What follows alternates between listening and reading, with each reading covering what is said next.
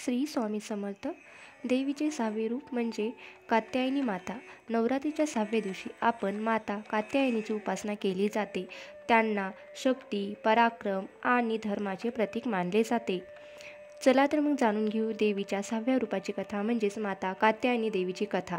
कथा काय आहे तर महर्षी कात्यायन यांनी अनेक वर्ष केलेली तपस्या पाहून देवीने त्यांच्या घरात कन्या रूपाने जन्म घेतला, म्हणून त्यांना कात्यायनी असे नाव मिळाले.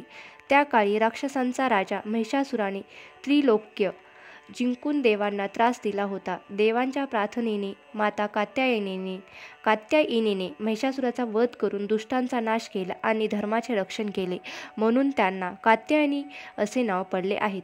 त्यांच्या रूपाचे वर्णन तर आपण जाणून घेऊया. चला तर मग त्यांच्या रूपाचे वर्णन जाणू. त्या सिंहावर आरूढ आहेत, म्हणजे त्या सिंहावर बसलेले आहेत. त्यांच्या 4 हातापैकी 2 हातात तलवार आणि एका हातात कमळ आहे, तर 2 हात वरदान आणि अभय मुद्रा दाखवत आहेत.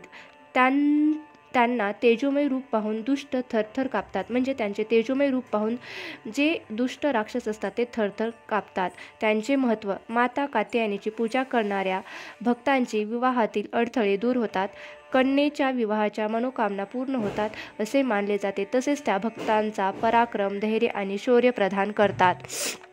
जर तुम्हाला ही कथा आवडली असेल तर माझ्या चॅनलला लाईक, शेअर आणि सबस्क्राईब करायला विसरू नका.